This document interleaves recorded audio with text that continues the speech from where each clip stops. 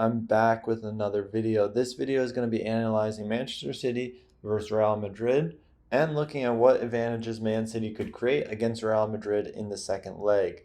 This leg takes place tomorrow, but before we get into that, check out Live Tag Pro. There's a link in the description below as well as my coupon code. Check that out. It's the program I'm using to make this video. Check out both my books and my new tactics course. All that's in the description. So be sure to check those things out. And let's get right into the tactics of the video.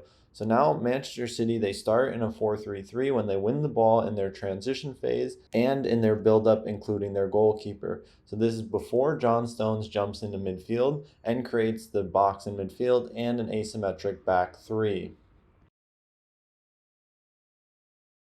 So now as we move into midfield, we'll see John Stones. His directional jumping as a second holding midfielder to create a four-man midfield for Man City. Now this is a really interesting matchup against Real Madrid because there's a few things we have to consider. First off, we'll consider the strengths of the opponent, Real Madrid. Real Madrid are very dangerous, probably the most dangerous team in the world in transition with Vini Jr. and Benzema at their focal points. So with these two players having less of a defensive role and being more of a threat in transition, this has to be accounted for with John Stones jumping in midfield. It could give them more control over the midfield area and in central positions, but they lose connection at the back line, having three defenders favoring this left-hand side, creating bigger distances between them, makes it potentially very dangerous for them in transition. So it'll be interesting how Man City look to deny opportunities for Vinicius Jr. and Benzema to link up in attacking transition. Whoever plays on the left-sided hybrid central defender role will probably stay a bit more narrow and have more of a traditional back three, controlling the two most dangerous players in transition and creating a 3 versus 2, allowing the midfielders to then deny transition through the midfield and using counter pressing to win the ball higher up the field and have longer spells of possession in attacking areas. Now we'll look at the compact midfield of Real Madrid and how this will match up against a box midfield. So now we'll see Madrid very good at using his cover shadow, blocking access to Kevin De Bruyne. Kevin De Bruyne really likes to make outward movements into wide areas, interchanging his position with the winger, as well as making movements against the ball behind cover shadows and blind spots of the central midfielders of Real Madrid. Now with the compactness and the staggering between their three midfielders, it's very difficult to find these passes and find midfielders to find these passes to Kevin De Bruyne running across. So he has to stay wider in the half space and oftentimes wait. What could be crucial is when they do go with two holding midfielders, looking to get these three midfielders displaced, looking to get them to jump, creating more space between the lines, and effectively displacing these players, breaking their defensive connections, allowing them to exploit their blind spots rather than the attacking midfielders being covered by cover shadows. And as we see, the back four detaches their fullbacks, play very close 2v1s with Haaland, and play very aggressive in these areas. So now we have our asymmetric back three with the two players looking to create 2 versus 1s on the weak side of this asymmetric back three, creating very dangerous situations for Real Madrid when they win the ball. Now we'll look at the four-man midfield and how they match up against the Real Madrid three-man midfield. So when we look at it, we see the man orientation and the numerical disadvantage Real Madrid are using. Oftentimes throughout the first match, their circulation would come through the defenders and move across the back line.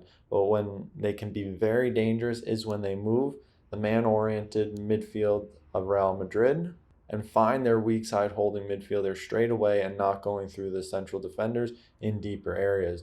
So if these players make threatening runs in behind, move man-oriented players into advanced positions, they can go straight through John Stones, allowing him to access Kevin De Bruyne right away on a smaller pass, or he could skip Kevin De Bruyne, go to the weak side winger, and create 2 versus 1s against the fullback.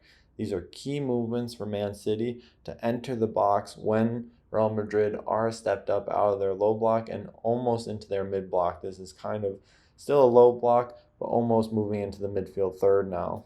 Now we see in these areas, the fullbacks become very detached and 2v1s of the center backs, with Haaland opening up space in the half spaces to make runs through, but it's very difficult with Haaland to make these runs because of the physicality they show against Haaland and limiting his movement by having a very tightly marked 2 versus 1 situation in advanced positions. Now we'll see the highly man-oriented defensive approach from Real Madrid, with Benzema and Vinicius having weaker defensive roles, or more passive roles I should say, allowing Man City to circulate the ball across the first line.